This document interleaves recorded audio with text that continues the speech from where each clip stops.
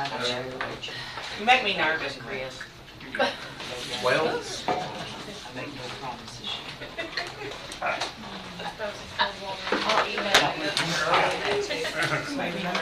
I know. I'm really nervous though. As soon as I figure out how to do it, I'll use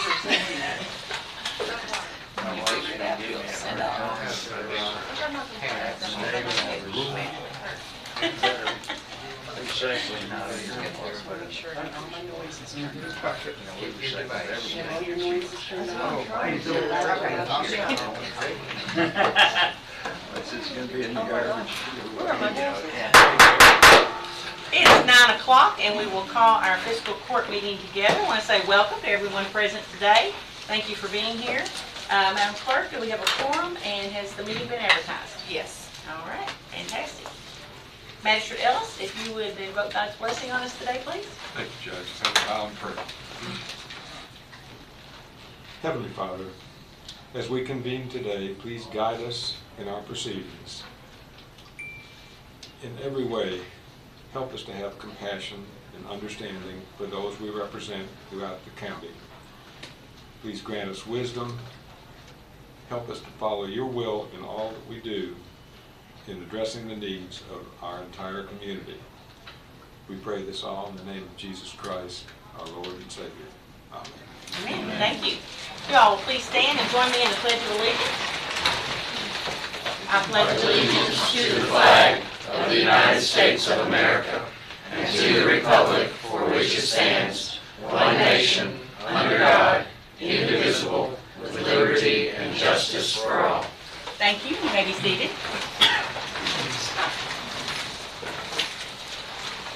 All right.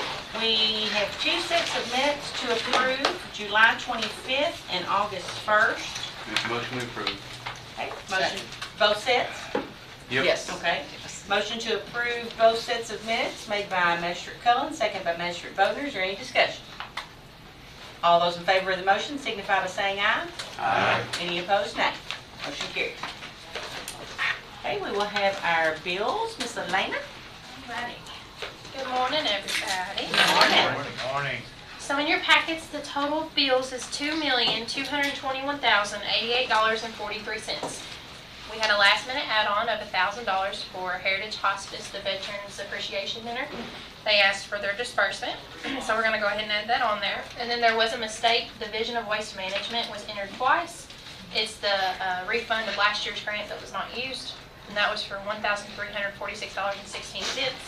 Due to that being entered twice, I removed one of those, and that's going to have an ending balance of $2,220,742.27. I move we pay the bills as presented. Second. Have a motion by Magistrate Gay, a second by Magistrate Bogner to pay the bills as presented. Is there any discussion on the bills? Okay. All those in favor of the motion signify by saying aye. Aye. Any opposed, nay? Motion carries. Thank you, ma'am. You're welcome. All right, next we have new line items, standing order addition, and budget transfers. Ms. Darlene. Excuse me. Okay. All right, so we had to add 3 new line items. This time because we had a software or a copier purchase and we added the maintenance agreement onto it. So I'm adding that line item for the occupational tax, Purchase from, DOE. thank you. Economic development incentive, that's a line that tax administration pays money out of as part of their year-end reconciliation. And then the third is for animal control part-time employee, which I guess started maybe Friday. So I need those line items approved. Make a motion we approve those line items. Second. Okay, have a motion by Magistrate Gay, a second by Magistrate Sleeper to approve the line items into the fiscal year 22-23. Right, budget? Okay. No, 23-24. Should be 20, okay. I'm reading just what's on here, so we'll change that. I thought I had already changed it. We'll make that change to the 23-24 budget. Certainly I pulled up the old one. That's okay. All right, any discussion? All those in favor of the motion signify by saying aye. Aye. Any opposed, nay? Motion carries. Okay? Okay, with that being said, I also need to do an addition to the standing orders for the part-time employee to be paid. So it is for 015-205-12300, animal control part-time employee.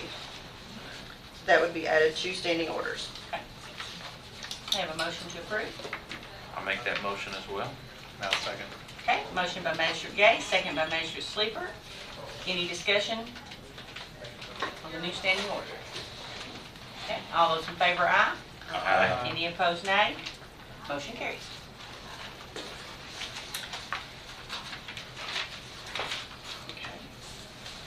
And third, we have budget transfers, and we had to do all that fun stuff so that we could actually put money into this person's line items. So I do have budget transfers. Moving general fund, $118,750. Within the E911 fund, there's $100 movement, so it totals $118,850. Okay, do we have a motion to approve the budget transfers? I'll make a motion. Okay, Second. motion by Magistrate Bodner, second by Magistrate Gay. Any discussion on budget transfers? All those in favor, aye. Aye. Any opposed, nay? Motion carries.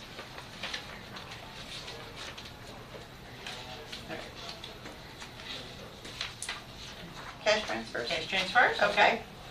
We have $20,000 moving from general fund to public works and $50,000 moving from general fund to fleet management. And I just decided to go ahead and make one bulk movement instead of several all throughout the year. So that was just kind of out of convenience, really. So it's a total of $70,000.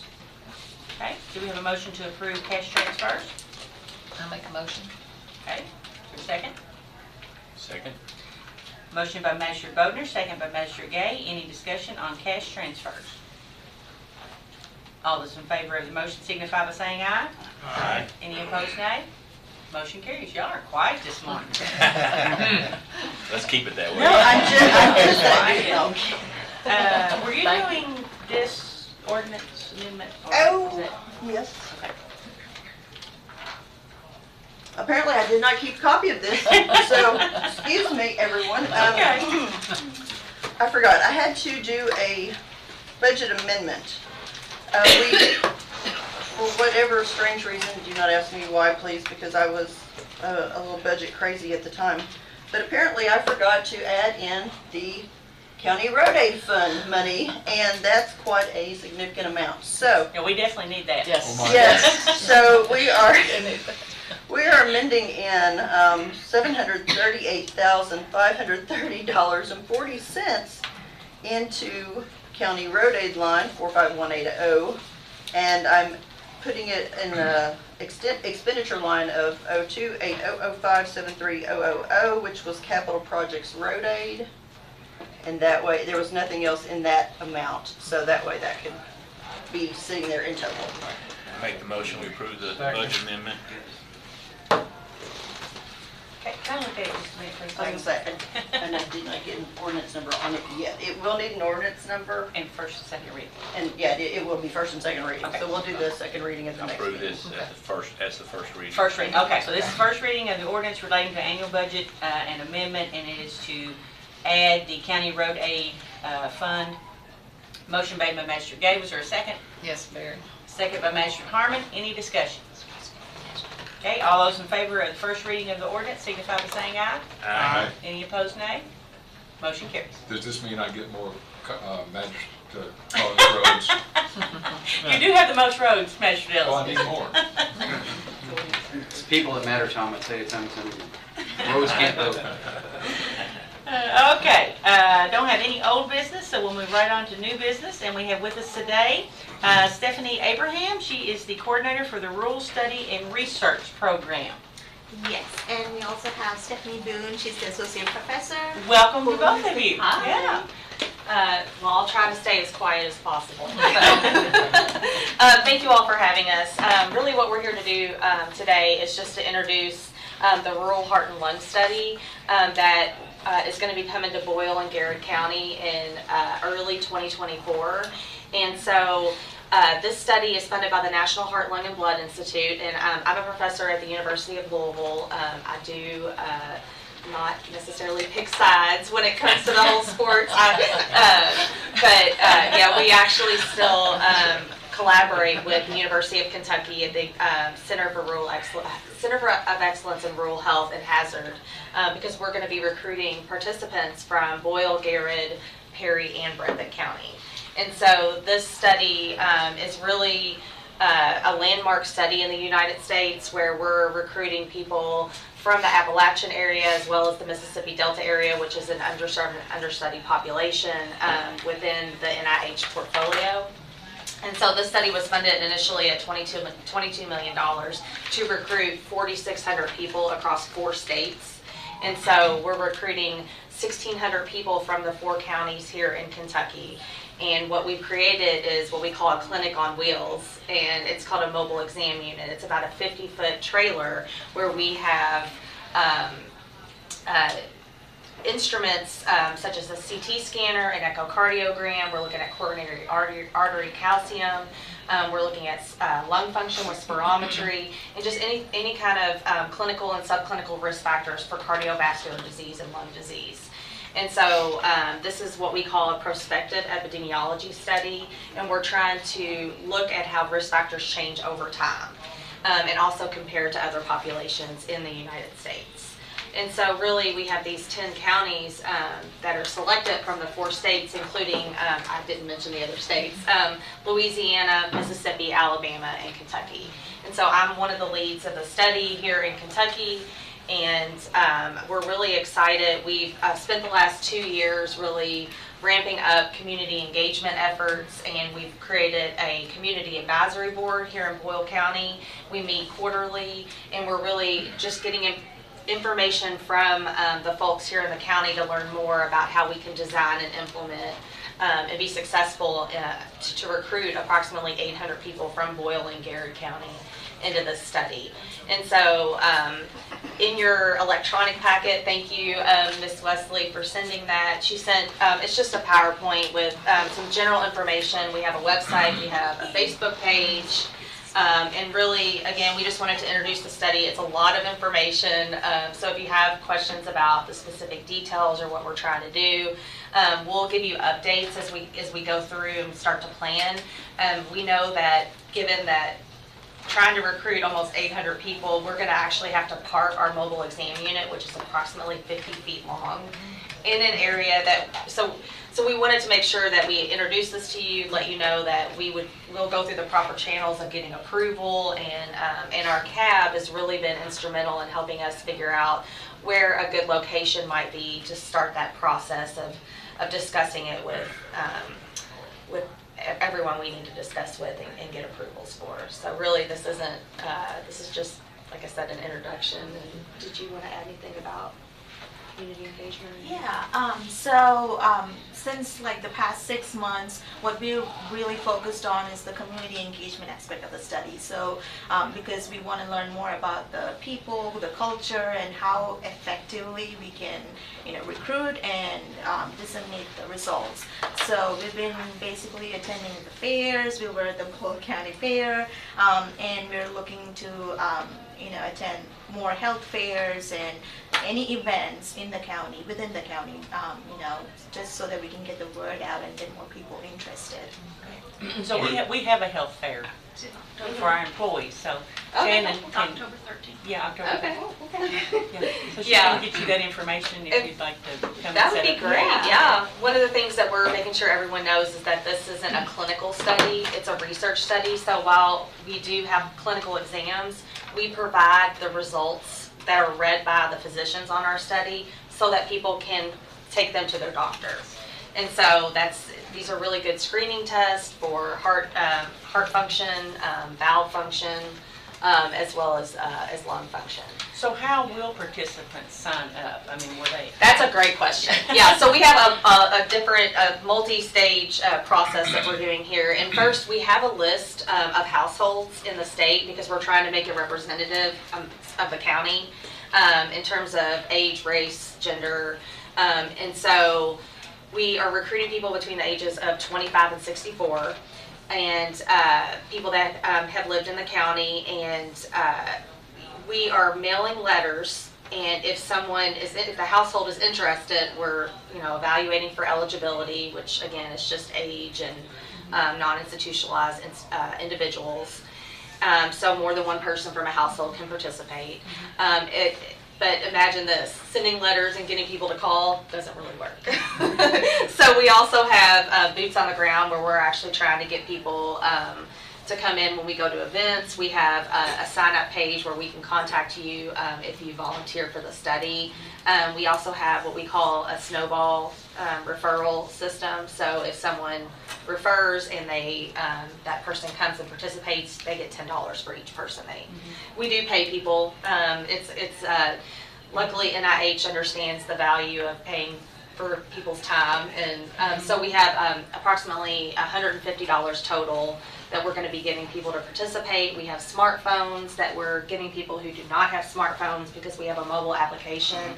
Because this is a prospective study, we're pushing questions to our mobile app within the first 6 months after the baseline exam, and then we're doing an annual telephone call to see if anyone has been hospitalized so that we can, if they have, we can adjudicate outcomes such as cardiovascular disease events and lung disease events. From your description of the demographics, you're going to do the total spectrum of the population, not just focusing, say, on smokers. Oh, no, sir. Yeah, we're not going to, there's no specific eligibility criteria based on risk factors. Yeah. Yeah, but within these 4 states, there is a higher prevalence of smokers, so we would expect. We've already recruited, because of the way that we're collecting the data within the mobile exam unit, we started in Alabama, we're in Mississippi now, then we're going to Louisiana, and then Kentucky. So we're going to start in Perry and Breathitt County in the fall of next year, and then come to Boyle and Garrett at the beginning of 2025. But we're really starting now to really kind of plan everything out because it takes a while. So would one of the aspects of it be that you're looking for related diseases in areas?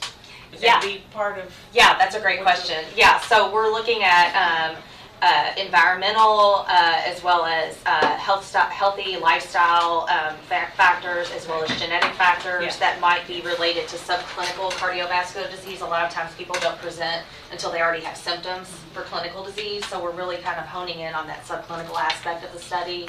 NIH has a really large portfolio of other studies where we can harmonize our data to evaluate differences between different types of populations. So yeah, to have such a large population. Well, this is exciting.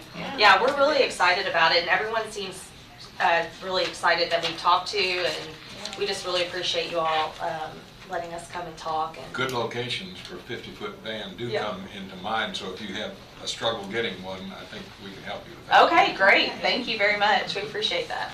Master Bodner will probably be your first participant. Okay. If I met the criteria, I would. Okay. I'm a registered nurse. So. Okay, all right.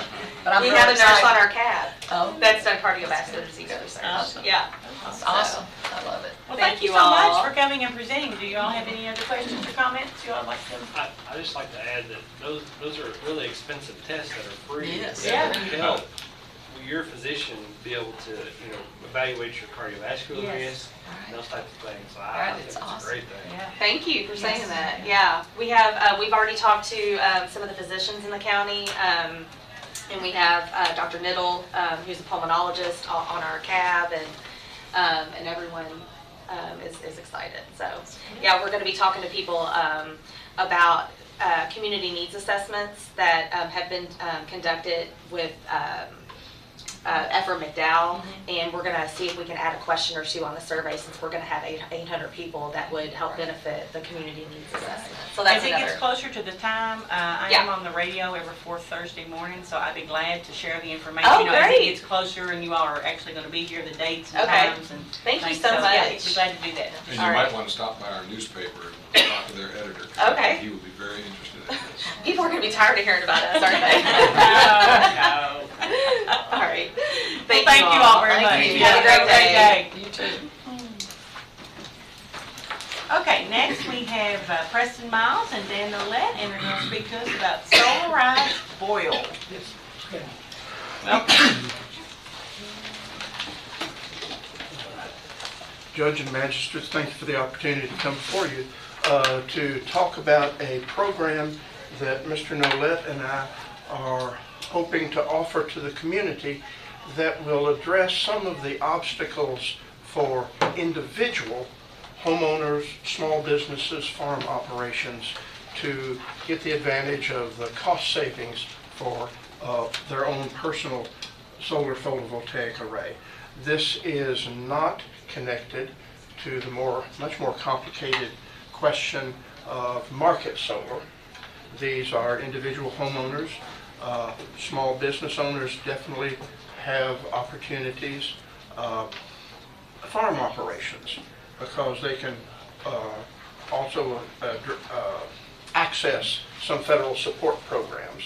The financing with the IRA and these other financing operations makes this attractive for our citizens at this point. We showed you a draft of a timeline that we will develop here. For marketing reasons, we really will kick this off with the first of the year, looking for individuals to inquire and connect them with vetted and recommended solar installers in our region, with essentially a 2024 program. There is no financial obligation on the part of the county. I suppose we're asking the county to be a sponsor or partner in this organization. The specific action will be to host a website, and I don't know who does your web development. Our IT director, Bill Okay, Nichols. we would work with them and probably model largely off of what has been a successful campaign in Frankfurt, a similar community. We have a draft of a memorandum of understanding that I'd like to share with Mr. Herron, and also the other signatories will be the Kentucky Solar Energy Society. We'll have it reviewed by them. If there's changes, we can make that. The purpose of the MOU is really to clarify that neither the Solar Energy Society or the county, or Boyle County, have any liability in this program. Any financial arrangements would be between the homeowner and the installer. Okay. So the action you want taken today is for the court to just support this program? Yes, ma'am. Okay, and let Well- Attorney Herron review the MOA? Yeah, And exactly. Okay.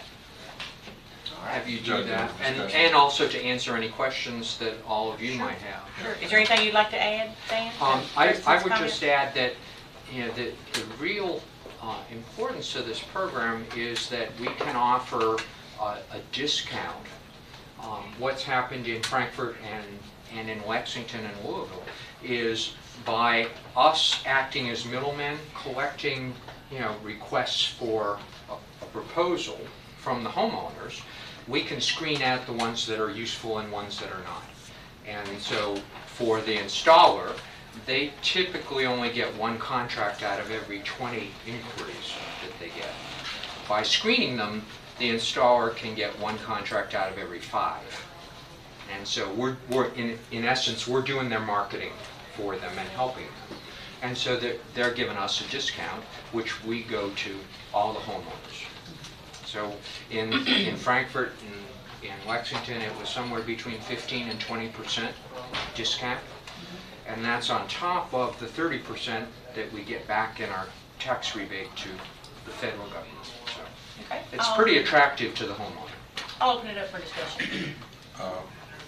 Gentlemen, there are extraordinary sensitivities that you clearly pointed out in your introduction with respect to homeowners and farms and small businesses. I'm on a group that's going to Frankfurt to talk to legislators about solar and those sensitivities.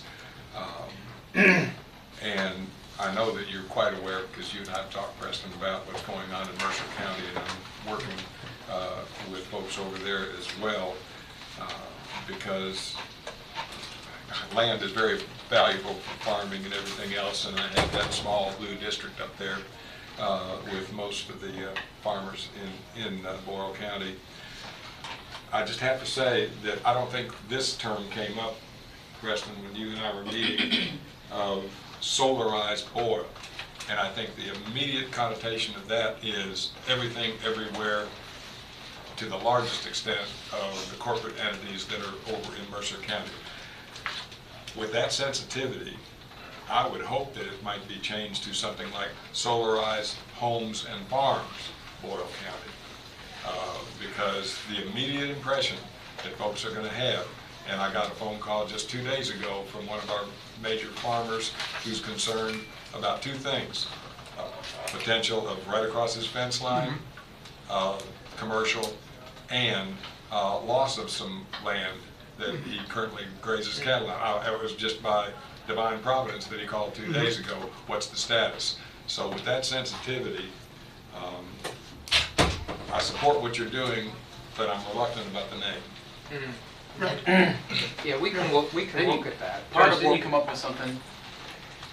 I did, but I don't remember now what it was. You said solar for Boyle. Solar for Boyle. Okay. And again, that has the broad connotation. I think, I mean, it's gonna get hard, because anything solar is gonna get people, that's where the education piece comes out, that this is personal, it's not merchant. So Right. anything with solar is gonna really get somebody On both sides. on both sides, so that's where we just need to educate them, no, this is just for personal, it's not the solar Yeah, farm. 'cause I think the solar, individual solar, in my mind, is a really positive thing. I agree. And that's where, and so I hope we don't get hung up on just the name issue, because it's Yeah. completely different entities, and I think this concept, hopefully, over time, will take stress off the grid, if you will. You mentioned, Preston, an entity that you're going to vet your document with. Where are they on farms and individual residents and small businesses as opposed to corporate solar? John, I don't know, Mr. Boone is a member of the Kentucky Solar Energy Society. I don't know that KSES has taken any position on it. Now, the program is, like we've said, for individuals, and we do a request for proposal to get reputable installers. The technicians that install the panels have to be certified, and there has to be an electrician That's so important. We talked about that. An electrician has to be familiar. Now, generally, these companies also do some major commercial solar, but that's not part of this program. So they've got skills in both areas. So you're wanting the county to show everybody that we're supporting you, but it doesn't obligate us to do anything financially. There's not any, I can't even, We have to host a website. that's it. Yeah. That's all there is. And I didn't see any liability issues either. Right, that's what I was gonna say. We're not liable to clean up any messes or, that's what The I'm saying. advantage, one of the big advantages of this is solar is new to people, and they have concerns about their roof leaking or all sorts of things like that. And we're able to answer those questions for them and assure them that, this has been done in other states and other places and with great success. The And big, company give them a significant monetary discount and ensure that they don't get hooked up with a fly-by-night irreparable. yeah, that's the key part, is that there'll be 1 to 2 suppliers that we work with, or, excuse me, that you work with, that will give, hopefully, the people of Boyle County peace of mind that they're not, this is not a fly-by-night operation or whatever. It's a reputable organization.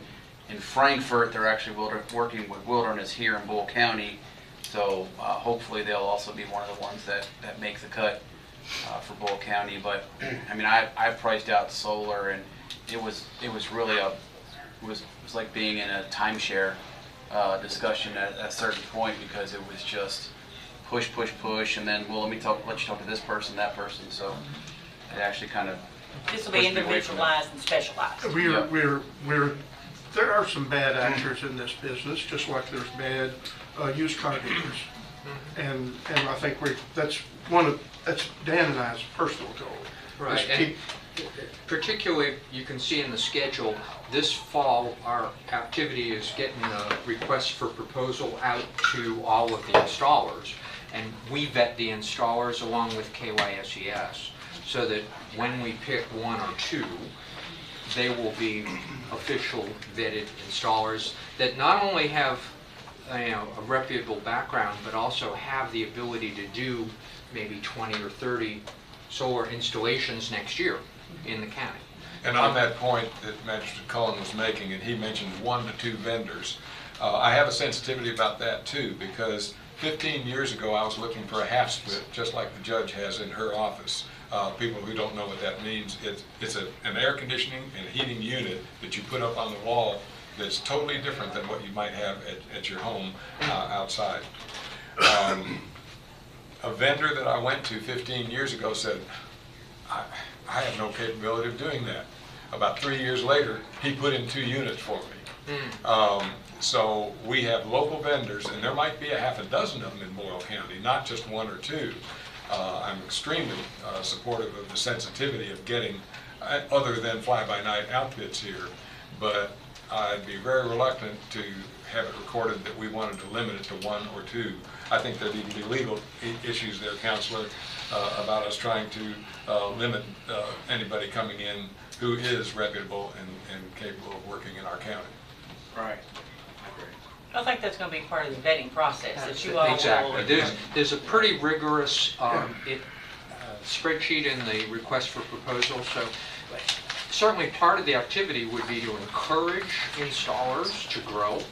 And so where somebody has the ability to do it, but they're not yet big enough, right. This is a great program also for the installers to be able to grow and do that. The benefit also is that where we can't just have everybody in here is that you're looking to, if I understand correctly, you're looking to basically purchase in bulk. Right.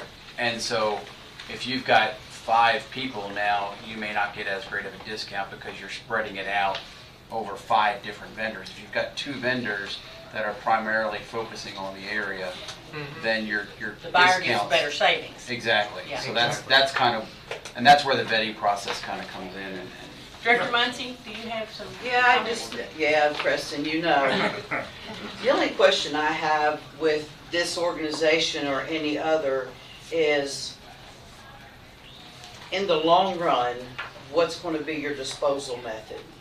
Because as you know, there is a problem right now with them in landfills. And I just come across a new problem with everything going electric, like the electric cars. These car batteries, they don't want in the landfills. And if you take them right now, it's $6,600 just to get rid of them professionally, a car battery. So is there plans to break these down in the future with the metals and get rid of the waste? I don't want people thinking that, and I'm all for solar, don't get me wrong, but I'm also, the devil's advocate is how they going to get rid of them when they no longer work. Excellent question, and that is a 25-year horizon, maybe 30-year horizon, and what, from the magazines we're reading, everyone fully expects a new industry to develop. There's money to be made. I see that. Recycling beer cans, there's going to be money to be made recycling solar panels. how about I know we don't have this very often, but tornadoes, trees going down, damaging the, I think I see where Director Muncie is on this one. The few that get damaged, how do we dispose of those between now and that 25 years? You know, I mean, I just came through last night in my neighborhood and I had 2 trees down. Hail damage, we get decent storms through here, so what's the? Typically, they're all very highly rated for hail damage, so very unlikely. In the case that there's warranties between the homeowner and the installer. But the disposal is not going to be at the county's expense where we have to dispose them somewhere. No. The outfit will dispose of them. Is that what I understand? I do not know specifically. That would be I'll good. follow up with that That'd be on the event, On in the the event of warranty. a catastrophe or. That would be great. Because I think people will Clarify ask that it. question. Yeah.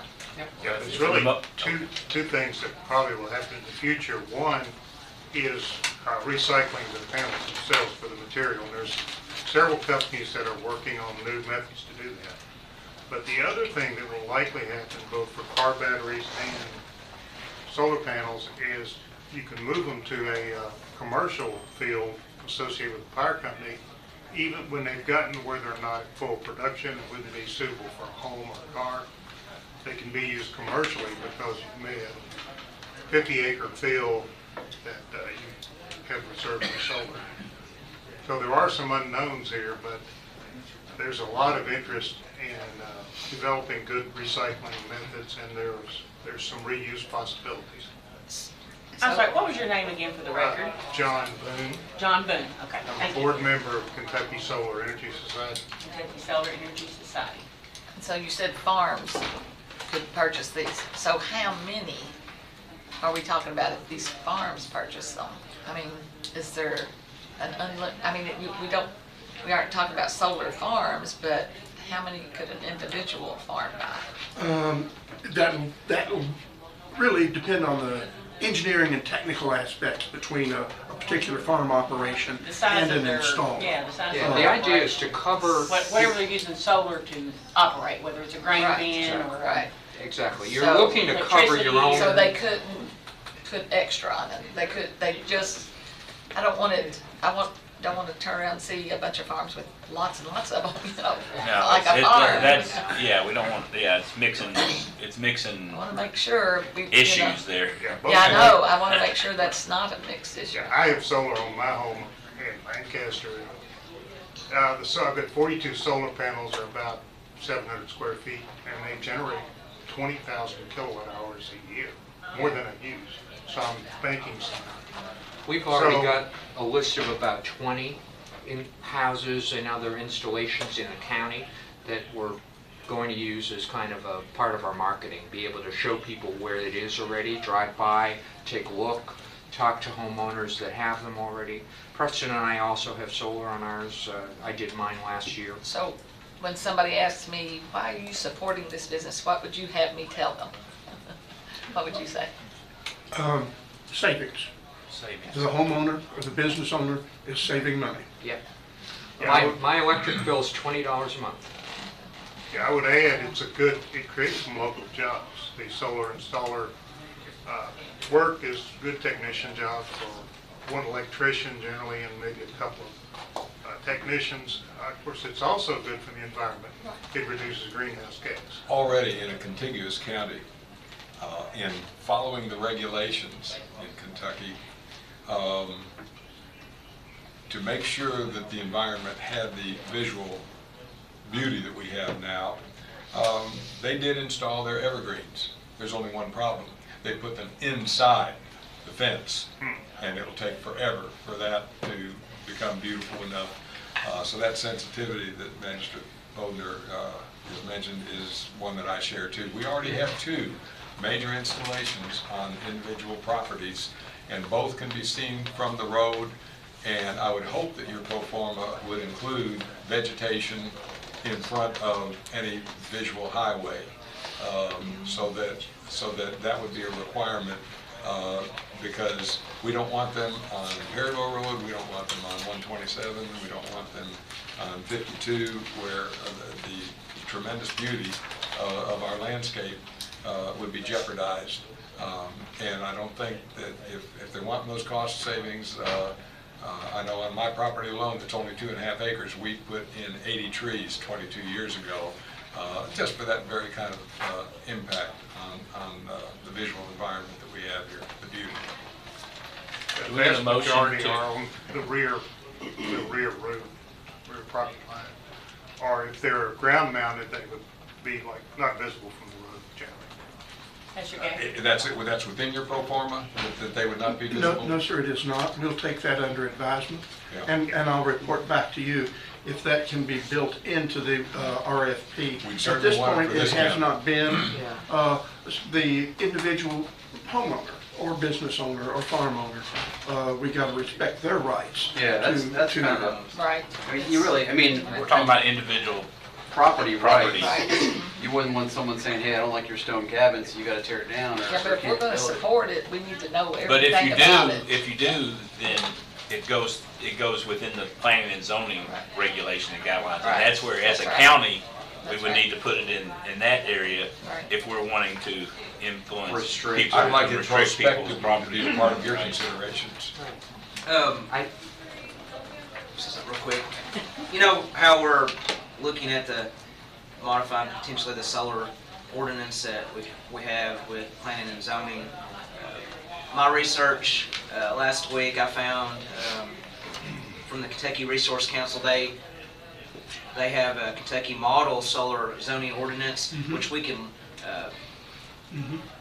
tweak to our liking. But I mean, part of that solar ordinance not only deals with like the commercial, but deals with restrictions for personal property kind of solar uses, and it talks about how big and so forth. So I think that if we're going to support this, that, you know, before we totally support it, we need to figure out what our solar ordinance is going to be, or modification is going to be. But it specifically talks about that within this model ordinance, so I think that would be very helpful.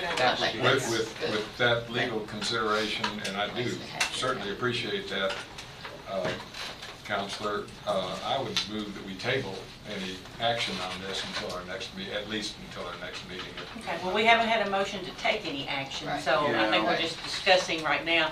We can give Attorney Herron a chance to look over the MOA, and as far as, you know, the legality and everything involved in that, and then And you and Preston whatever- were having conversations Yeah. anyway. Right, he came and spoke with me, and I said the best thing for him to do would be to come and speak to the whole group. Right.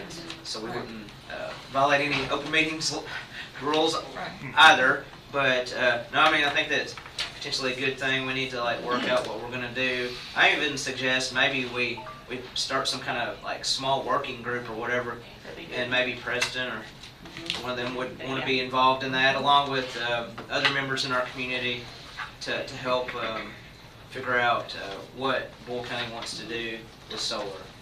I think I'm that'd be a good totally idea. supportive, I want you to understand that, but with, you know, caveats about exactly what we end up with. So once he has an opportunity to look over it, we can come back, and then we can do the whole support, website, everything all as a whole. Is there anything on there that states, you know, your panels will not exceed, you know, 10% of what your yearly usage would be, that way to stop people from having almost a makeshift solar farm on their property? Does that make sense? No, I don't know why one would want to install more than one's use. It's an economic cost. You know, if you start to go beyond that, certainly for either KU or for inter-county rec, they give you back money against, but you're never going to get money back from them. Okay, You're only now, going to Mr. offset your use. Mr. Boone already has suggested that he's at 100+ capacity. What's happening with your overage? Are you selling that back? No, I'm just accumulating it, and I may never use it. The reason I went big was I'm thinking I'll probably have a couple of electric vehicles in the future, and the panels deteriorate slightly, about 0.8% a year in production. So 15, 20 years from now, I may have 10% less production and have another electric vehicle or electric lawnmower tools. So I just wanted to hedge on the high side, and if I never use it, then it benefits other taxpayers, because inter-counties, which I'm on, they certainly accept my electrons and they sell them to other people. So I'm actually giving them a interest-free loan right now. And The other important thing that we haven't brought up is your compensation for this project. You guys, Yeah, we're pro bono, we're zero.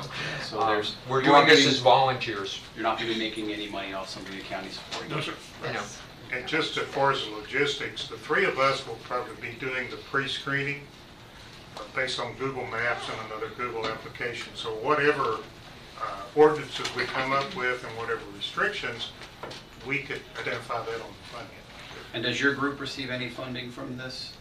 No. Okay, all right, Yeah. good deal. I would Yeah. point out on this model ordinance, it talks about height restrictions. For example, a rooftop solar system shall conform to any height restrictions for roof-mounted mechanical devices. Can't be more than height of 5 feet. Rooftop shall be positioned on the roof so not to extend above, beyond the edge of any ridge, hip, valley, or eave, so forth. SES not vertically exceed the high point of the roof. Then it talks about lighting to prevent, designed to install to prevent off-site glare.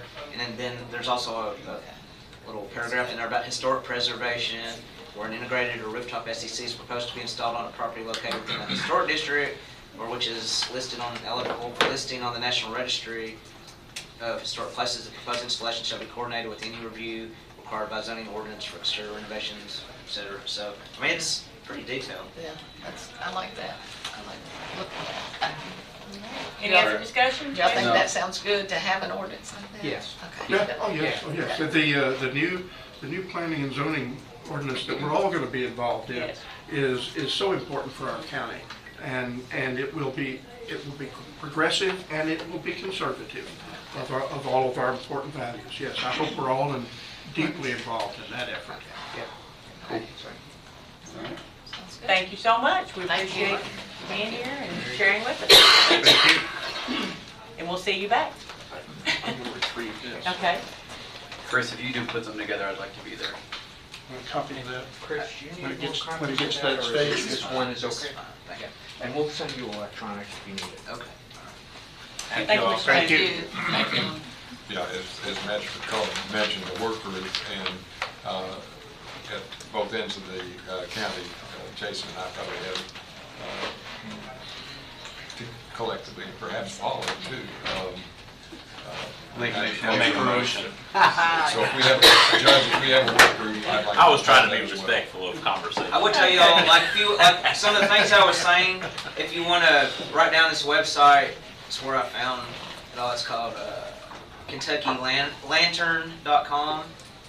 And then there's an article called Kentucky Counties, Cities Increasingly Adopting Ordinances to Regulate Solar Energy Projects. It was really good.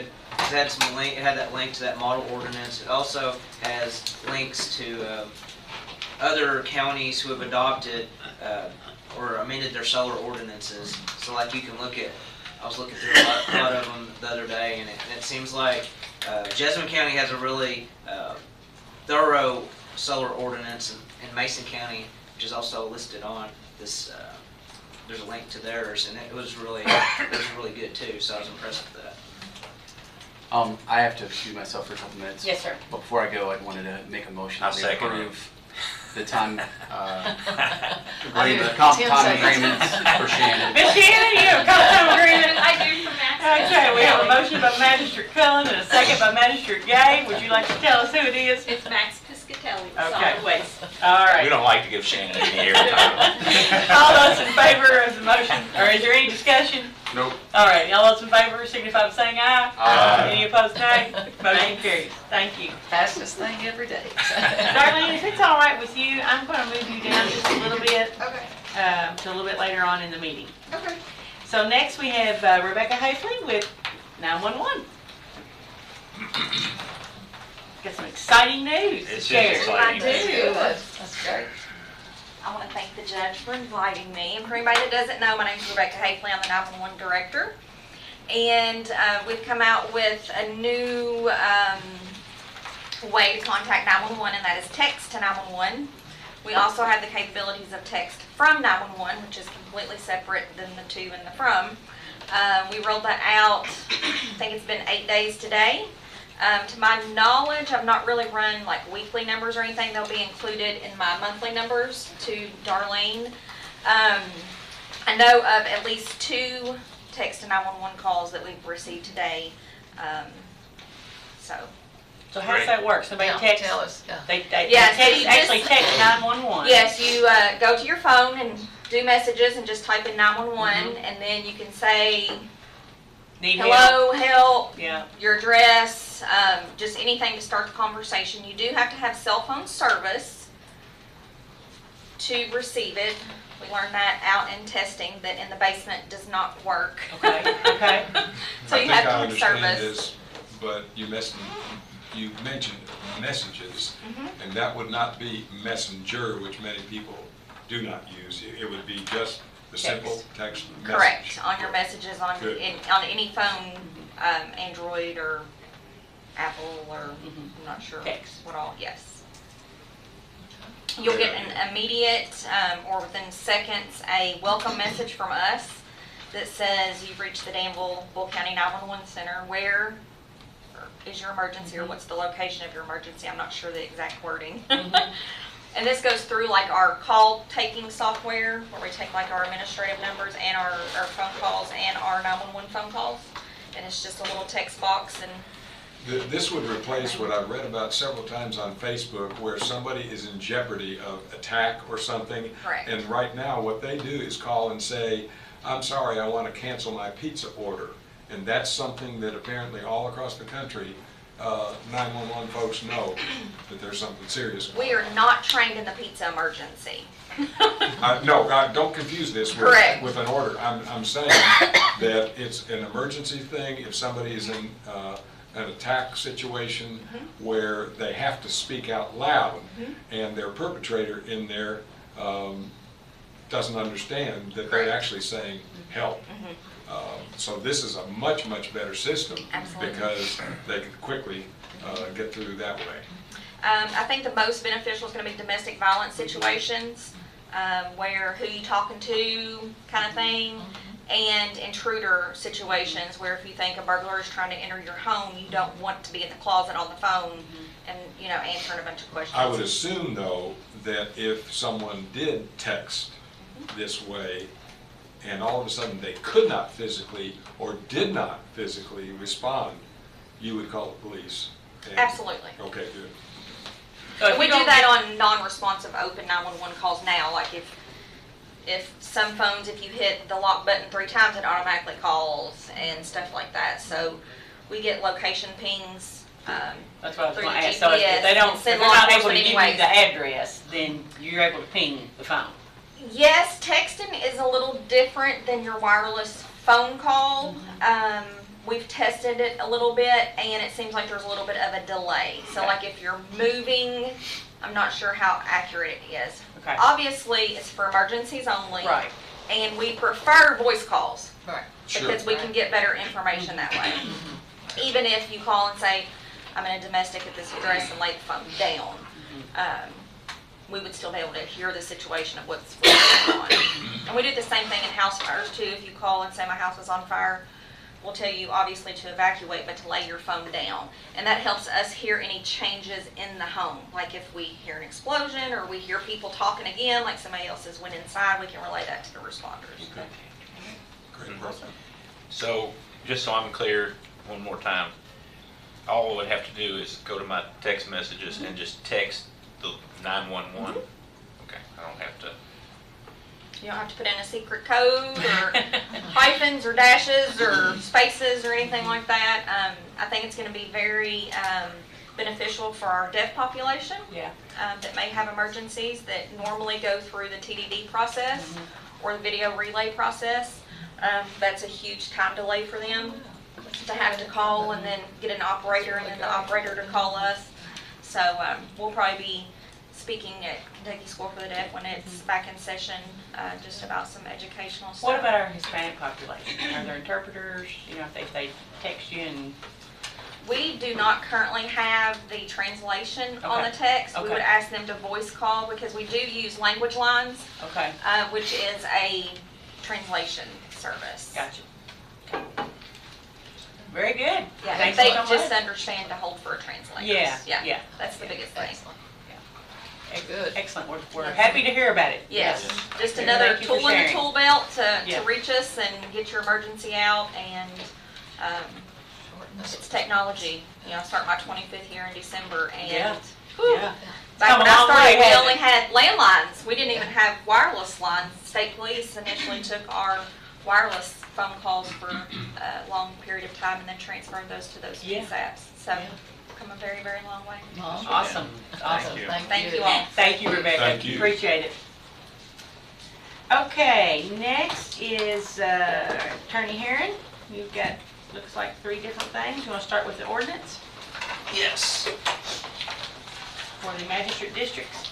Okay, so this is going to be the first reading of ordinance 110.4, and it's an ordinance establishing the updated geographic boundaries for magisterial districts in Boyle County.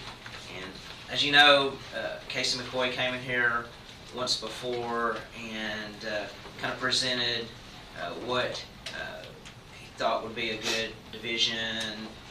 Magistrates thought otherwise a little bit, asked to tweak, and it's been tweaked, and I think it should be to the liking of everybody. I was looking, and the greatest population difference between from the highest district amount to the lowest is 475 people, which is, I think that's not bad, but I'm going to go ahead and read this briefly. Whereas the United States Constitution requires that members of legislative bodies be elected upon the principle of one person, one vote, and whereas KRS 67.045 sets out the legal process requiring the fiscal court of each county, Kentucky County, to initiate reapportionment proceedings in May of the first year following the decennial census of the United States, so that county magisterial boundaries can be redrawn while being compact and contiguous, and with the population of each district being as nearly equal as possible. And whereas notice of the planned reapportionment for Boyle County was published in accordance with KRS 424 in the Danville Advocate Messenger back on May 6, 2023, and whereas on May 27, 2023, Boyle County Fiscal Court appointed Janice Spears, Harold Greene, and Ella Greene, 3 competent citizens, Ella Johnson, 3 competent citizens of Boyle County, and they were all over the age of 21 and residing in different magisterial districts, to serve as commissioners, along with Boyle County Clerk Casey McCoy as a non-voting member, to reapportion the Boyle County into not less than 3 nor more than 8 magisterial districts. And whereas the reapportionment commissioners have been sworn faithfully to perform their duties and produce a written report, which you guys should have in front of you, regarding our 6 magisterial districts. And for District 1, population of the reapportionment would be 4,893 people. District 2, 4,894 people. District 3, 5,237. District 4, 5,368. District 5, 5,106. And District 6, 5,116. So this will be the first reading and for adoption of this. So moved. Second. Okay, we have a motion to approve the first reading of ordinance number 110.4, establishing the updated geographical boundaries for magistrate districts in Boyle County. A second by Magistrate Gay. Any discussion? Judge, yes. I just think this is kind of a clerical thing, but if we could have listed, just like we have 1 through 6, when we go for the signature after the second reading, could you also place them 1 through 6 and put the word district 1, district 2, 3, 4, 5, 6, because they're not in the order that they are on the map, nor are they in the order that we see in the room. You mean the names on the back page? Is that what you're Yeah, speaking of? the signature page does not have them 1 through 6. They have them 1, 4, 2. They're not in order. And I think the word District 1, District 2, all the way through. Oh, you're saying like Tom Ellis, District 1, or whatever district you are? And Okay. Paula Bodner, District 2, stacked appropriately sequentially. That's fine. Yeah. No, that'll be easy. I think anybody who would look at it would understand much better that way. Sounds great. Okay. So we will add that to the motion. For the signature page, we will list Yes. magistrates according to their district. Yeah. Any other discussion? No, I just think in the future that instead of Tom referring to it as the blue area, he needs to completely state the description of his district each time. That'd be 14. Pastor Gay, don't do that to us. That'd be 14 pages, single space. Did you read his description?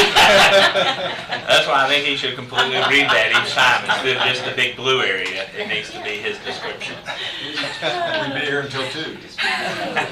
Okay, any other discussion? All right, all those in favor of the motion signify by saying aye. Aye. All those opposed, nay.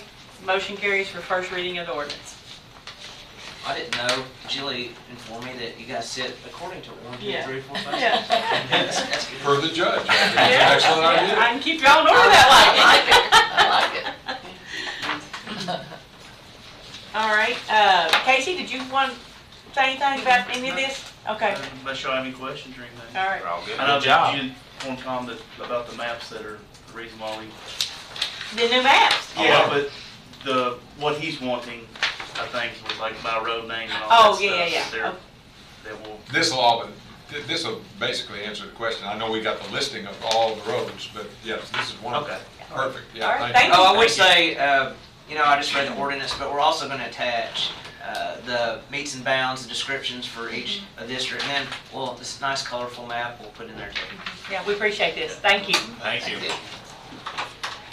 All right, Attorney Herron, we also have a resolution. You want to explain Yes, why we're doing this again?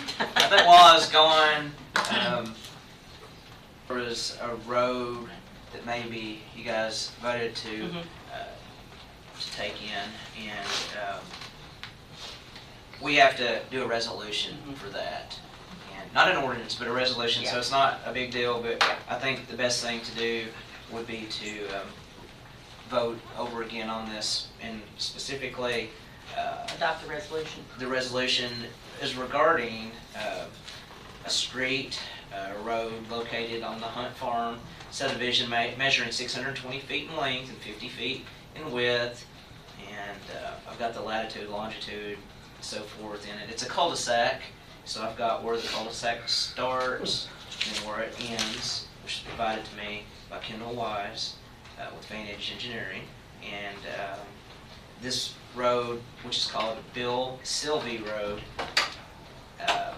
was previously accepted and approved for county maintenance back on July the 31st when the Boyle Planning and Zoning Commission approved the plat titled the Hunt Farm Section 6. And subsequently, after that was approved, it was recorded, and I think I had the wrong date. I put January 31st, 2023. I think it should be July 31st. Okay. In Plat Book 224A, Boyle County Clerk's Office. And reason that we adopt road names and so forth is to help with our E911 system operate so that it'll operate more efficiently. Okay. Thank you, Mr. Herron. Is there a motion to approve Resolution 23.08.08, designating the road name Bill Silvey Road in the Hunt Farm, Section 6? I make the motion. All right, we have a motion by Magistrate Sleeper, second by Magistrate Bodner. Any discussion? All those in favor of approving the resolution signify by saying aye. Aye. Any opposed, nay. Motion carries. Thank you, sir. And when I do this, I'll say, Give me a clean here's copy. a 550, and Colin wasn't here to vote on it. Yes.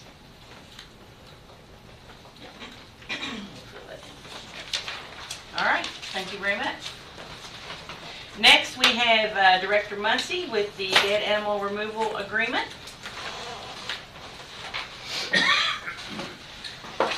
Okay, so I assume these are in your packet. As you know, the judge, Magistrate Gay and Sleeper, we met with the Conservation District on this agreement, Only changes in it is they raised their revenue to $77,500, which We was definitely needed. Appreciate that very much. Yes.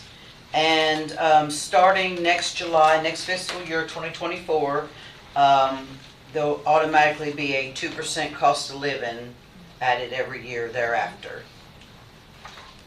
I believe that was the end of it. If we don't use the $77,500, like was discussed before, it goes in I guess a little pot that you call for a new vehicle or whatever may happen. So those the only changes that have been made. So I guess. And this is for 1 year? This is for 1 year. I'll make that motion. Second.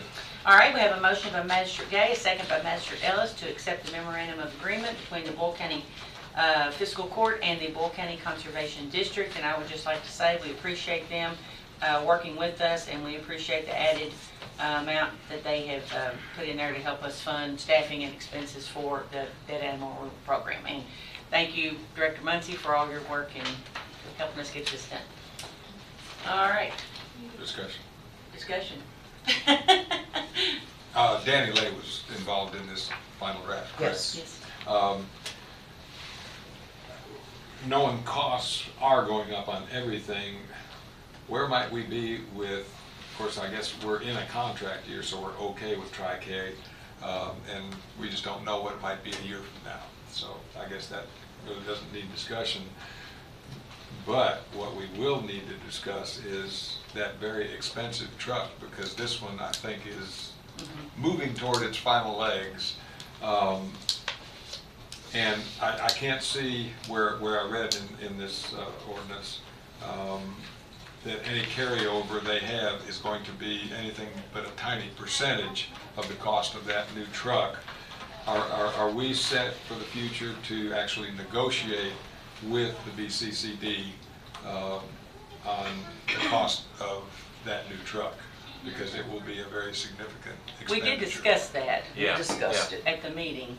Yeah, that was discussed, and I think they understand that that's it's going to be a heavy hit. A real possibility to be discussed more when that happens.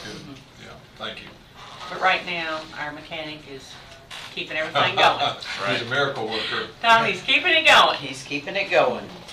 When Mike gives him time enough to work on other Yeah. vehicles. Yeah, we have to, we Get him come a little second. slack, Mike. No, You I'm better buy kidding. him some pizza. All right, ambulance do keep you alive. The animals, you know, are already Yeah, gone, so. yeah. I have to give them a little bit of credit. Yeah, Priority. priority first. All right, any other discussion? Thank you, Judge. Yes, sir. All those in favor of the motion signify by saying aye. Aye. Any opposed, nay? Motion carries.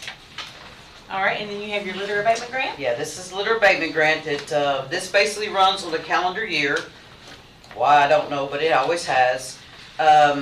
This money is basically used for anything to do with litter. We usually average between 30 to 32,000. However, I'm just going to go ahead and throw it out there. We don't know the amount we're getting this year because something was slipped into legislation that got beyond CAECO, got beyond us and everything, that they took $1 million out of the coffers for this. And all of our representative senators voted aye. The governor had vetoed it, but then he was overrode again. So thank you to our representatives and everything who didn't tell us. And so we're hoping the transportation cabinet will come up with something that maybe, you know, they'll get out and help us pick it up also, since they needed that. Okay, and what is the amount We don't know. we don't know, okay. That goes by your population, your county road miles, and whatever money's there amongst the counties. I'll make a motion, we approve this grant. It's obviously whatever amount we get. It's whatever, Yeah. you know. Will be comes. helpful. We'll be appreciative. Will be helpful because we are. And we do get the we are city of trashy Danville. people. We do get the city of Danville. They do not apply for it. So Okay. their amount is in this also, where we Included, take okay. care of theirs, so. All right. I'll second the motion. Okay, so we have a motion by Magistrate Gay, a second by Magistrate Sleeper to approve applying for the litter abatement grant funding. Is there any discussion? I see that you have some guidelines for things that you either currently or previously used the money for, the trash? No, that's just the guidelines that's in there that they give everybody, Okay. all the counties, yes. So what are some things that we have used? Oh, well, your garbage bags, Okay. your pickers, your gloves. If you used inmates, which we don't, you could supply their lunches or, it's anything basically that has to do with Radio litter. ads? Radio ads, Okay. Any promotional kind of- Yeah, items. promotional items, okay. anything that has to do, has a litter message on it, which, we basically use it all. The only thing that I'm not a fan of, if you passed it out, was some counties do the trash for cash, and I'm just not a big fan of it because most of them is too little to be put out there. It's too big of a risk. Okay. All right. So we have a motion and a second on the floor. Any other discussion? All those in favor of the motion signify by saying aye. Aye. Any opposed, nay? Motion carries. Welcome back, Magistrate Cullen. I'm not gonna vote since I didn't hear that. All right. So. Thank you, ma'am. Can you sign that?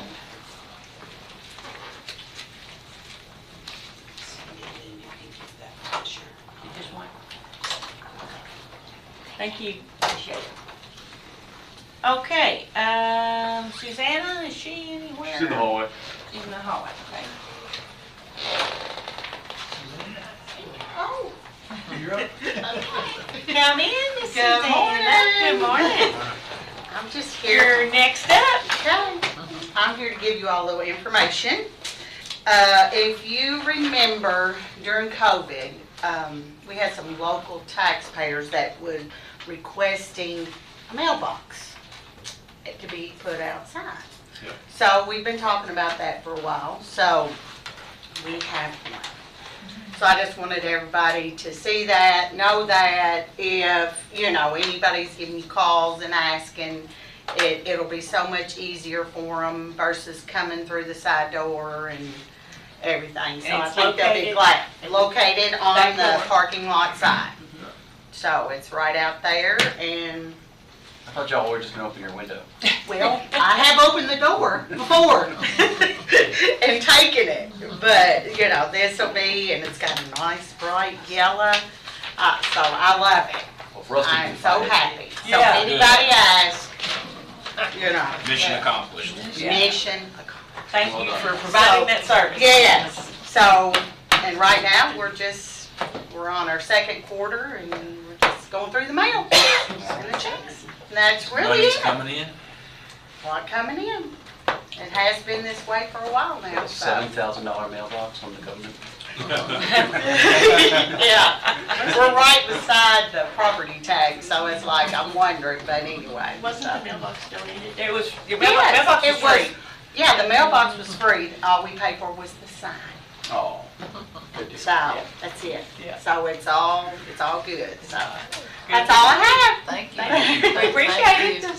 Appreciate the information. Thank you. Okay, Miss Julie, Payroll tax grant resolution? Okay, yes. I love, this is my favorite part, is when we get the grant agreements for grants we've written. We are looking for approval to pass, help me Katina, resolution 08. 08. 23.08.08.1. Okay, and that is for the TAP grant for Payroll. This is to replace or repair the damage and the drainage and everything on Merchants Row. They are releasing phase 1. That's the funds to do the pre-design in the amount of $17,025. The total amount of the grant, just to remind you, is $245,169. So with your approval for Judge Bottom to sign these documents. How much is our part? It's about 75,000, I think. All in? Yeah. I'll make a motion to approve that. And I certainly second that motion enthusiastically. All right. We have a motion made by Magistrate Cullen to approve the resolution number 23.08.08.01 for the TAP grant for Merchants Row stormwater runoff mitigation. And an enthusiastic second by Magistrate Ellis. Is there any discussion? He's gonna blow it. I would say that I looked it over thoroughly. All right. And it looks fine. I'd actually texted Julie. It's very strict, like all the stuff you gotta do, and And I said, man, you gotta do a whole lot for just getting $17,000 or whatever. And she Well, said, it no, is a it's federal great. grant. She said, no, there's several phases. We're getting a lot more than that. I'm like, okay, good, because I'm like, man, they're like making you jump through hoops like back and forth and Your upside time's gonna be down. worth more than that, huh? So, And Mr. Cohen, will you add as part of your motion, permission for me to sign the documents? Of course. To receive the grant, okay, thank you. Likewise. All right, thank you. Any other discussion? Yeah, Counselor and Julie, you may have found this in there as well. I don't completely understand the phrase ineligible expense, and it seems to fall back to the city of Perryville. Can you help me with that? I just quoted it. Can you tell me which? Oh, I didn't write down exactly where Okay. it is in there. Usually there are things that they do not cover, and it's kind of to take on what Angie was saying, providing meals for the workers would be an ineligible expense. Anything that's not pre-approved would be ineligible. That's just my experience. I'll have to look that up, and you and I can talk about that. Yeah, I just want to make sure that the city understands that. And I too don't think it's going to be a significant amount of money, but it just jumped out of the page on me. yeah, that's pretty much at their discretion, because I mean, you know, they say they were not going to approve this, or if you do something wrong, we can take it back, but they don't say, there's nothing in there really that talks about, well, what if you guys disagree and do you get to go to some kind of arbitration or mediation to resolve that? Oh, okay. It doesn't have that. It's pretty one-sided, but that's probably how state contracts, federal contracts are. Call the question? All those in favor of the motion signify by saying aye. Aye. Any opposed, nay? Motion carries. It's as I described. It's anything that's not part of this project that we decide to do is ineligible, that we would pay for that. Gotcha, thanks. Thank you, ma'am. Like if you put like Tom Ellis Bridge or something. Yeah. Don't make that, let's not make that memorial. You can't name things with federal funds.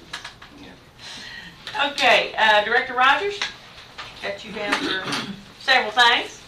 Whichever one you wanted to do first. We'll do the grant first. All right.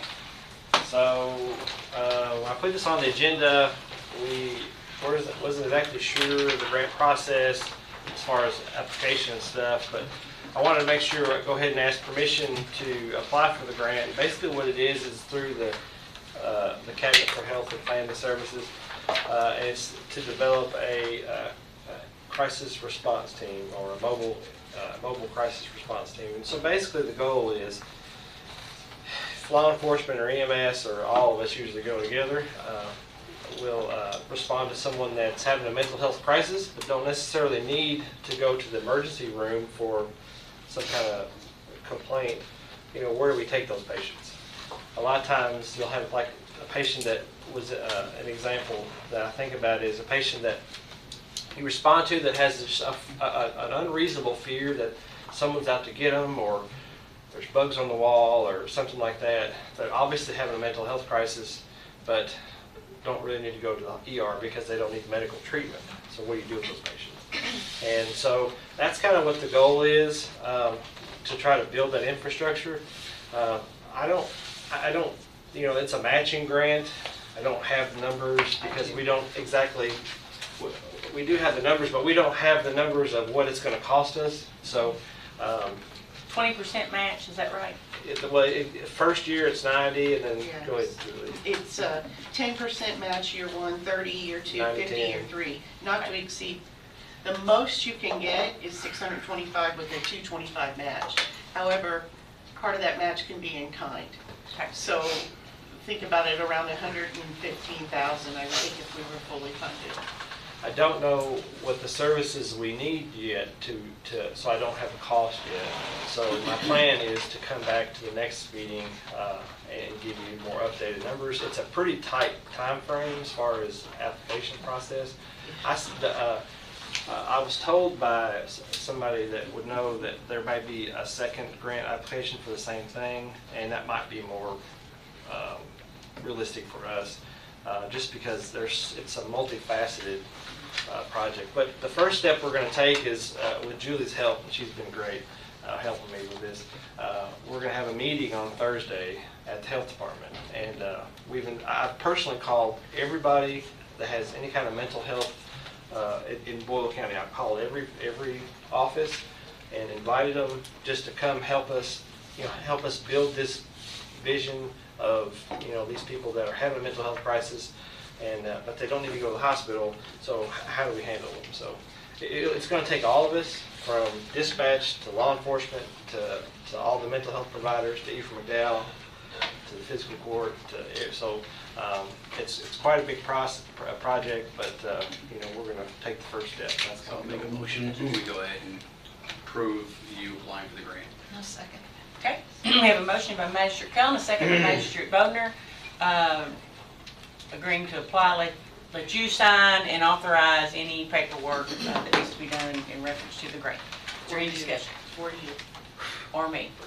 September You- 8th you is or not I. very far away. Yeah. Well, it actually, if I'm gonna write it, it's gotta be done by next Friday, Yeah. because I'm leaving for a vacation. So we're on a tight, don't say it. Oh, that's agenda 17. Deny vacation? Deny vacation. My mother would be correct. Okay. If anybody deserves vacation, it's you. All right, Magistrate Ellis. Perhaps not yet, but certainly you might want to send some information to Danville City Government as well as Perryville and Junction, any other officials you might think of. Yeah. This is an important program.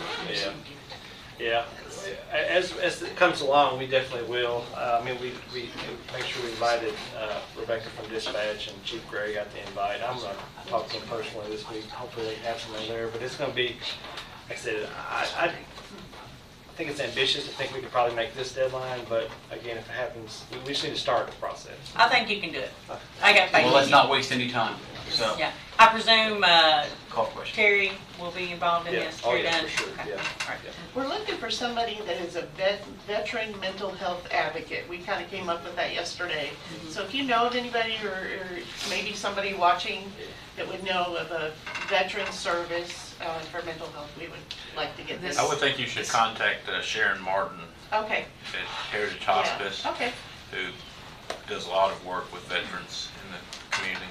Good idea. And this goes along with our recovery ready community, and it is really great for that. We're excited about it. All right, all those in favor of the motion, signify by saying aye. Aye. Any opposed, nay? Motion carries. All right. The next thing I just wanted to touch on, we've talked about it before, but the judge and I did an article for the newspaper about response models for EMS, and right now there's two options. We can buy land, build a station, Second station. Second station, and go that option. Two is since we're having trouble locating land or finding anything where we need it to be, the second option of what we're doing currently is just what I call the patrol model, and it's what law enforcement does. They, like DPD has north, south, central that the officers come on duty. They get assigned their districts. That's kind of what we're doing. So what we've been doing is having a truck on or around Main Street. Every day is a little different depending on what the challenges are that day with traffic, or if there's a big event or something. They may stage here one day, the next day they may be somewhere else. And just let everybody know that if your constituents call you and say, hey, there's a truck running on Main Street all day, we're not doing it just to waste diesel. We're reducing our response time during high times of traffic and high times of construction and those types of things. So that's why we're You're doing placing them in areas where the calls are usually coming from. I mean, you can't predict it, but most likely in that area, historically you get calls from that area, and that's where you're placing them. The trucks, 2 out of 3 of the trucks that you use actually have an idle system where if not being technically driven, and if it's parked, it's on idle, the engine shuts down and stuff like that. And it's also very important that these are not things where you can actually just take the truck, go bring it back to the station, park it, because you actually either have to plug it in to keep it cooled, or you have to keep it running because all the medication and everything on there has to come out if you're not plugging it in or running it. So while I understand that there is an issue with what people think we're wasting gas, we're not. We're saving lives by having them in the places that we've had them you have historically high numbers in this area. You know, we're up, what, 30% year over year, basically, about in runs. So I would much rather us waste a little gas, if we're wasting any, and save a life, instead of getting the call that says, why weren't you able to get here sooner? And that's what all this is being able to get there sooner. So I think any of us sitting around this table that had an emergency would want emergency services there as quickly as possible. Correct. And so by doing this, you know where the calls are coming from. You're able to monitor all that and know. And that's where I've seen them out by Walmart. I've seen them at Speedway. I've seen them at different places downtown. And like you said, it just depends on the day as to where, the majority of your calls are coming in from. So I think I agree. Saving lives is at the top of the list. It's the goal. Mm-hmm. With school starting back, we're gonna, that'll be a consideration too, because school traffic is something to think about. So. Yeah, it doubles your traffic through town. So. Last thing I have is I wanted to introduce Megan Kettles. She's one of our new employees, and excited to have her. Welcome. Welcome. Thank you all for having me. Anything you'd like to tell us about yourself? I'm excited and I'm honored to be able to, serve Boyle County and help whoever I can. Okay. Whatever he says on the records, just remember that. Just kidding. Okay. Are you from here? Or are you from Harrisburg? Harrisburg. Okay. So close. Oh, yeah, close. Super close. Good deal. Welcome. Well, Started this career, see where it takes me. So. Awesome. Very good. Well, we hope It'll take you to Main Street, apparently. We hope you're here for a long time. I hope so as well. Yeah. So, Look into our paramedic range. that's what I'm looking for. I'm gonna give myself a little time though. A year, and then I'll go paramedic and get some time under my belt. Yes. There you go. Learn some tricks first. Yes. Perfect. Yeah. Well, Awesome. you got a great group that you can learn from. Yes. Oh yes. I'm very proud of our EMS director and everything he's put together. They've been really good to me, so it's great. Good Thank deal. you all. Thank you. Yeah, thank you. Welcome. Welcome to the team. Mike, before you step down, I'm delighted that Keiko's represented here today. And if you haven't looked at your Keiko magazine that just came in, Recovery Ready is written up there. And I've already heard from one of my friends, a magistrate over in Washington County, and I want to connect you two so that you can explain to him what I do not understand. Sure. His name's Stephen Carney, a really fine young member of the Fiscal And I'm Court from over in Washington County. Oh, you are from I Washington? am from Washington So County. you know Steve? Yes, I do. Oh, good, wonderful. I know his mom. I'm kind of old, so. No, you're not. If you haven't seen the article, there's a great picture of our judge in the story. It's quite neat to see. I was happy to He accept was that featured. on behalf of everybody involved. Yeah, great. Thank you, Director Rogers.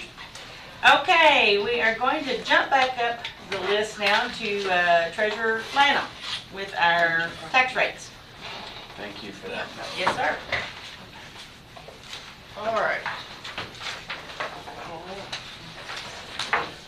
So, for anybody who wasn't familiar, I kind of sent it, a lot of the documents that I received so that you could look at them and see what we're going through, what we do, what I look at. There is a tax rate comparison from year to year. And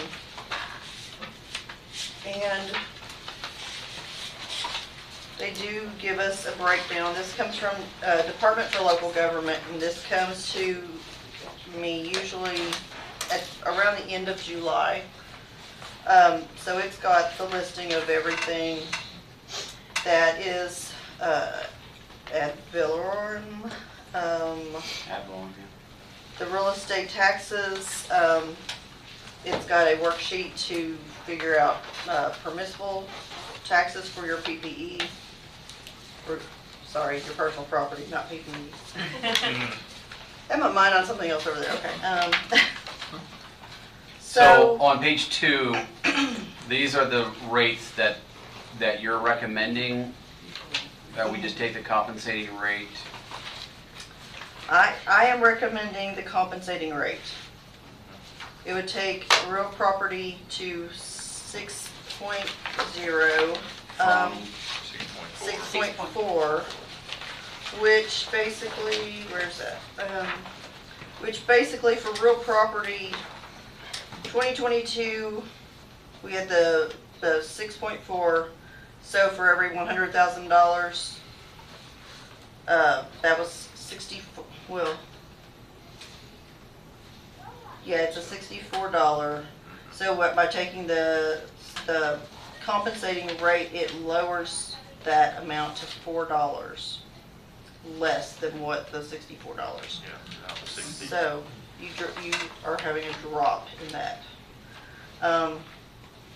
The assessments have really increased Right. over the last year, so taking the compensating rate will help us to stay within, the amount that we would normally receive, maybe a small portion higher, but it doesn't put any extra burden then on the taxpayers by taking the compensating rate. So we're staying pretty close to where everybody is expecting or hoping to stay. Except for, hold on, can we talk? Well, we can do it after the motion. Yeah. I make the motion, we accept the compensating rate. I second.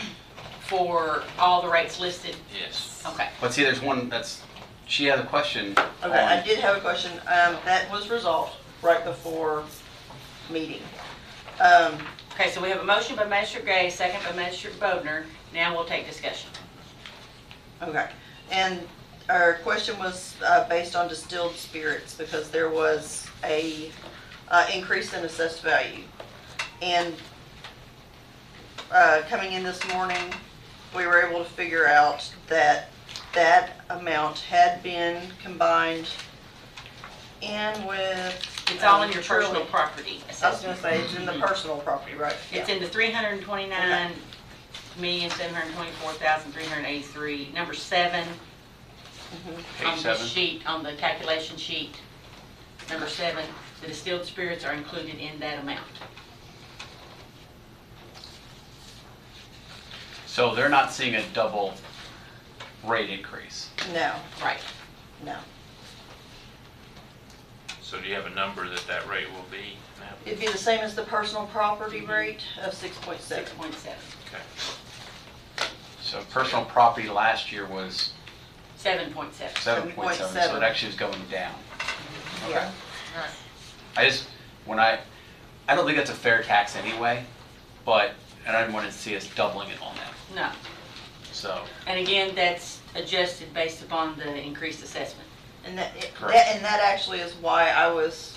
Yeah, no, I Because appreciate. where that amount doubled, I just happened to catch it last night, and I thought, oh, wait a minute, this is not gonna be right if we stay Yeah. in these numbers, so we would have to think about that.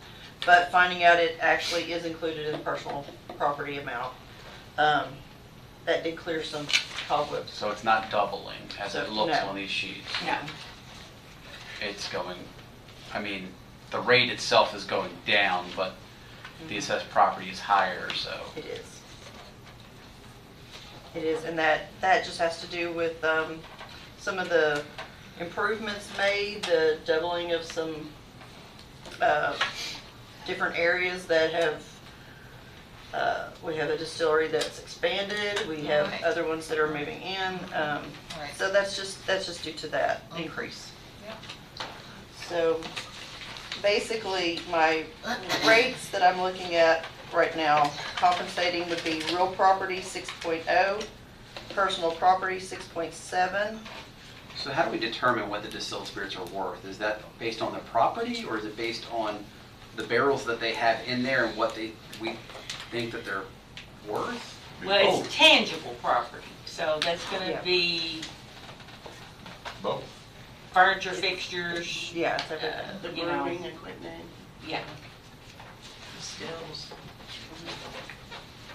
Okay, so it's not just the barrels in there that we're looking at saying we think these barrels are worth The X actual amount of brick dollars. houses. Yeah. Brick house. Okay, Yeah. just want to make sure. Yeah, it's everything. Motor vehicle and watercraft generally stay at 6.9, and they would stay the same. Is that commercial watercraft? Mhm. But not non-commercial? We don't tax non-commercial. Yes, we do. Yes, Yeah, do- pay wait, both do we? tax. Yes. Are they both? Okay. It's listed on here as 0, so that's what. Oh, and that. Well, that is it just actually- says watercraft assessment, so I. Yeah, that's the assessment that comes to me from local government. Okay. Aircraft then 7.7, agricultural products 4.5, Should waive the aircraft tax. so says the pilot. And bank deposits 0.025, which is where it's been. So, and that's for the franchise tax fee that gets paid, actually in the next few weeks, we'll start getting letters on that, so. So those are my recommendations. Question. Have a motion and a second on the floor. All those in favor of approving the county tax rates for the 23 taxing year, signify by saying aye. Aye. Any opposed, nay? Motion carries. Good job. Thank you. Thank you. All right, now we will go, need a motion to go into executive session for KRS 61.810, paragraph 1, paragraph B, deliberations on future acquisition or sale of real property by a public agency, but only when publicity would likely to affect the value of a specific piece of property to be acquired for public use or sold by a public agency. Motion. Motion by Magistrate Cullen, second by Magistrate Bodner. All those in favor, signify by saying aye. Aye. Any opposed, nay? We're in executive session.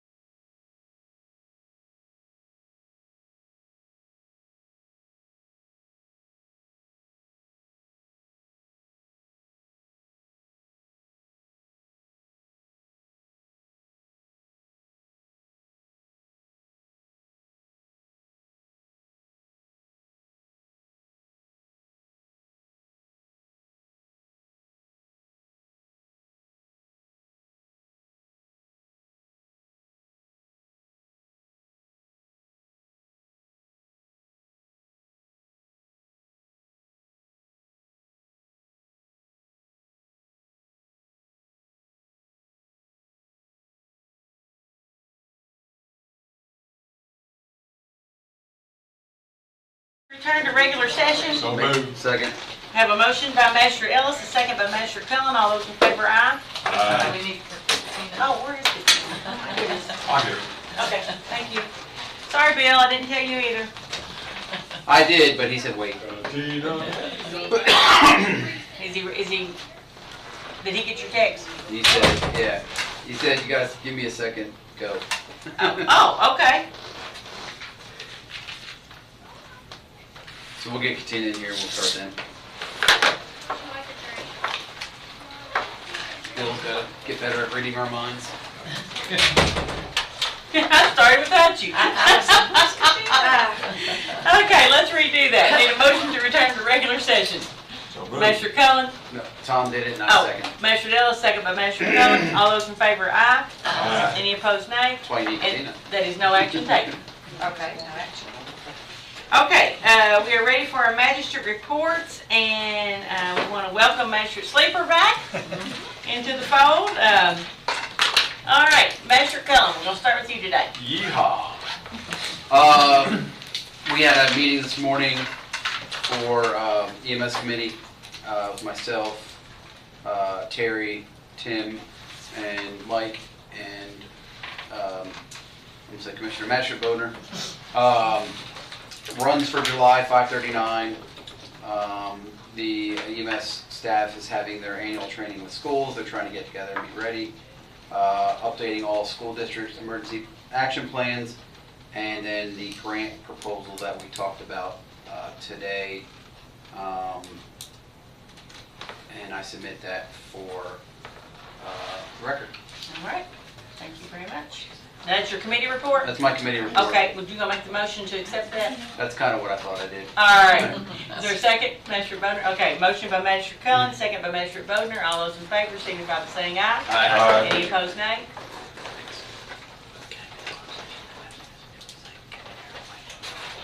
I did. Okay. Okay. That all you have? Or you got more? I think we're off the hook. I just got in late last night, so. Oh, okay. I just All can't. right. Good deal. Still on Vegas time right All right. Magistrate Gay? I'm all good. All good. All right. Magistrate Sleeper? Well, I had a wonderful vacation. And, Awesome. Everybody needs that. And I want to thank Magistrate Gay for conveying my report for me at the last meeting when in my absence. He did a good job. Yeah, I saw him on the video.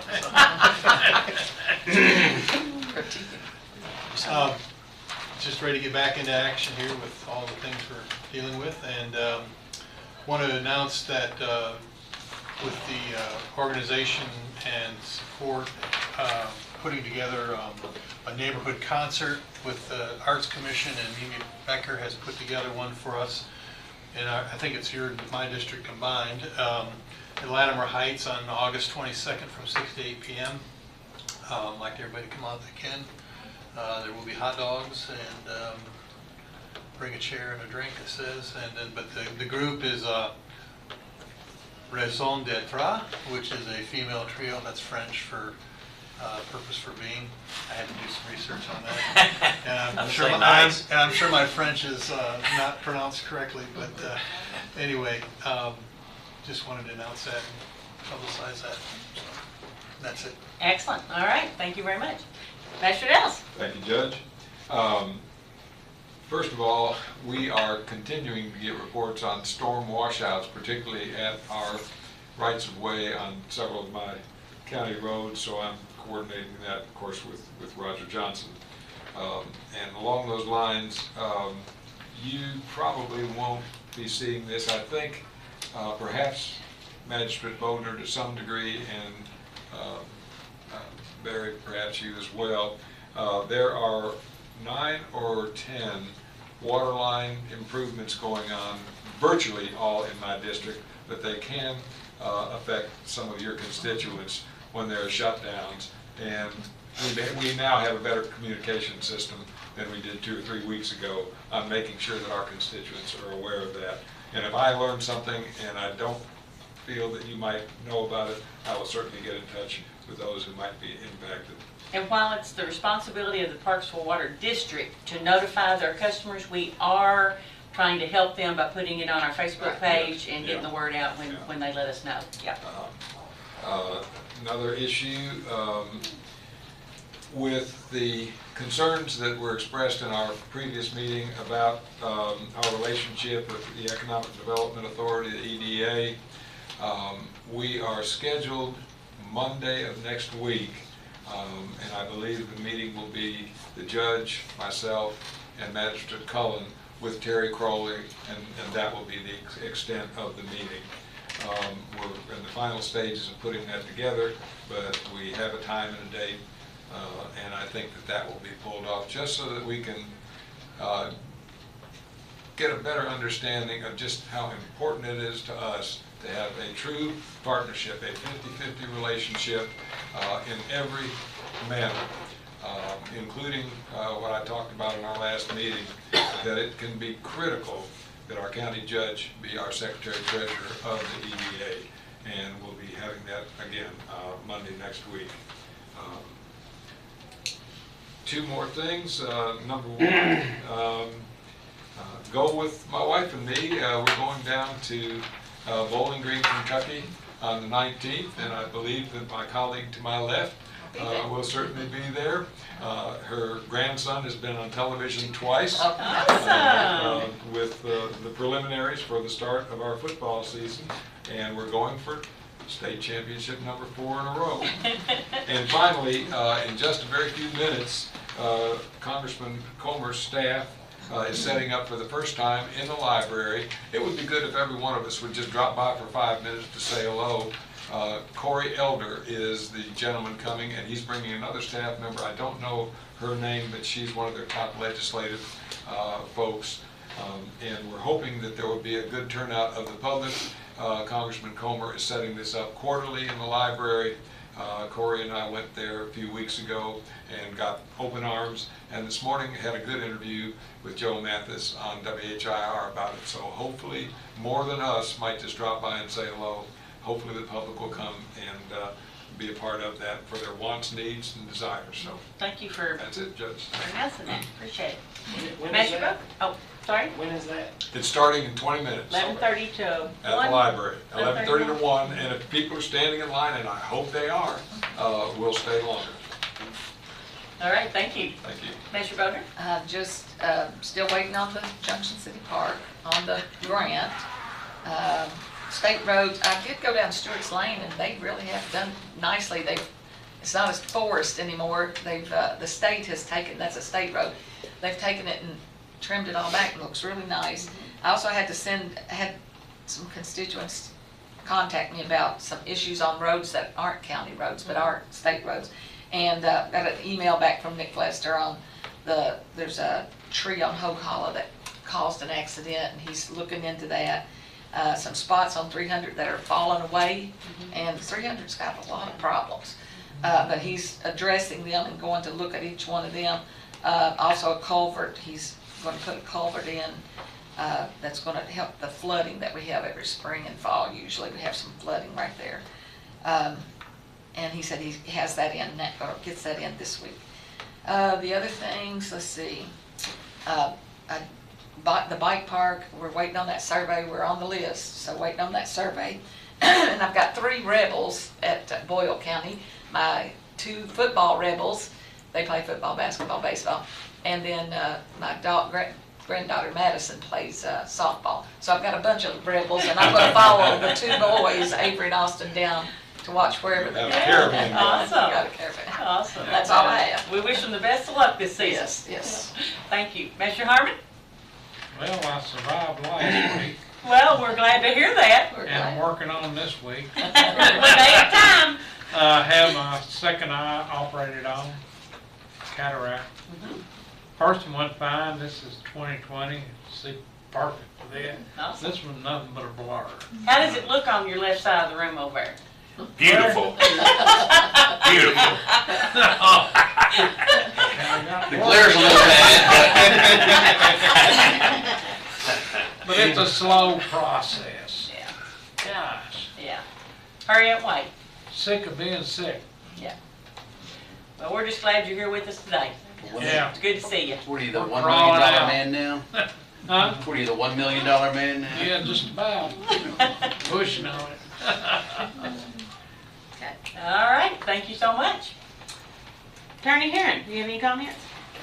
Just, next week school starts back on Wednesday, so just everybody needs to be aware of the school buses that are gonna be out and be careful. And the children that are walking around, crossing the streets when they're getting off the school bus, so we just need to be very aware of all that, but it's hard to believe that we're already starting back again. But it's exciting. We've had a long summer. It's nice to get the kids back in school, get back into a routine again. So I can't think of anything else. I think I wasn't able to attend that Soul of Second Street was last week, and I think a lot of people attended. And I saw something, something's going on this weekend or whatever at Constitution Square. Yes. Church supported. Church revival. Yeah. Church revival thing. So and I think there's food trucks. So that sounds neat too. It's good we're making use of Constitutional Square. Yes. And that's all I have. All right. Judge, forgive me, I do have one that is kind of important. I got a phone call yesterday from a real estate agent / auctioneer. He has lost $2,000 worth or more of his signs because they were on state highway easements. I've lived here 22 years and I've never heard of that happening, and up and down Perryville Road, I'll guarantee you in those 22 years, 15 or 18 properties have sold. As you're in your districts, if you see real estate or auction signs, take pictures of them and send them to me, because I'm going to arm wrestle with the state and wonder why there was discrimination to one when I can take you to other areas of my district right now where the signs have been out for 2 months and longer, and yet this gentleman... If they get in the way of the mowing, they take them down. If they did it during election time, I went over and got so many signs from the state. As did I. They're not allowed. And that's really what it is that they're not allowed. It's been in operation for all these years. I know what happened. It's inappropriate. If you're going to take one down, you've got to take them all down. And in the very area that one was taken down recently, there are 2 more signs for 2 more real estate or auction on that same road. So it can't be done indiscriminately. It's got to be fair. Do we know that the state did that, took them for sure? I mean, people have to steal signs. No. Our planning and so zoning. They might like have them. Planning and zoning. I'm sure. I told him how to find them because I had to find a few of mine when I was campaigning. But he is certain and has confirmed it that it was a state order to take them down, but not all of them, and that makes no sense. Julie, I have one thing. Yes, ma'am.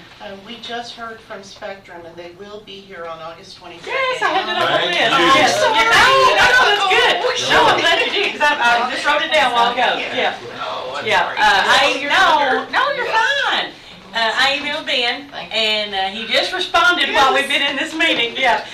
Says he will be here, like Julie said, August 22nd for an update on Spectrum. So we have him scheduled to be here. Okay, I have just a few little things. We were going to meet Thursday for a Parks and Recreation joint meeting. Did you all get the email that had been canceled? Yes. We scheduled this when we did the comp plan meeting out at Intercounty. Okay, so I spoke with Jenny Holland, City Commissioner, yesterday. She says that she would like to proceed with the meeting. And all this came about, if you haven't heard about Earl Coffey, he suffered a serious bike incident. He was riding his bike out on Webster Road and apparently was hit by a vehicle and suffered substantial injuries, broke both his collarbones, his nose, toes on one foot. I mean, he's in pretty serious shape, and it's going to take a while for him to recover. So, I never got anything by the meeting. Rick said, didn't? Yeah. No. Rick said that meeting is off, for sure. He came in this morning and said. Oh, okay. Well, she had talked to me that she wanted to continue it And I was and trying going to try to. I can't be here on Thursday. The 10th, is that? That's the date that was set at RECC. Yeah, and I told them I couldn't be Okay. there on the 10th anyway. Okay, So. maybe that's why Rick you has didn't. sent something that said he wanted it to continue. I guess that must have been. Jenny sent it last night. Rick Yes, supported Jenny Okay. to proceed, then he came in this morning and said the meeting is off. Okay, I didn't We hear better that. We better confirm it Yeah. Okay, well, I didn't, if he said it's off, then it's probably off. And Rick said he was supporting Jenny, yeah, but to have it. then because of the information that Earl has that they need, they decided, so. To postpone it. Postpone, Okay, yes. all right. So That's my understanding. Okay. So we need to be in prayer for Earl though as he Yes. recovers from his injuries. He's still, when he's in the hospital. Can you find out whoever's organizing this and at least I include me on, just texted. Sure. on the, Get you on the list. on the list Sure. to let me know when this stuff's happening? Sure. Okay, we talked about Ben. Also, on August 24th, that will be the comp plan public engagement meeting. So I want to get the word out to the public. It's from 6 to 8 p.m. at the showroom.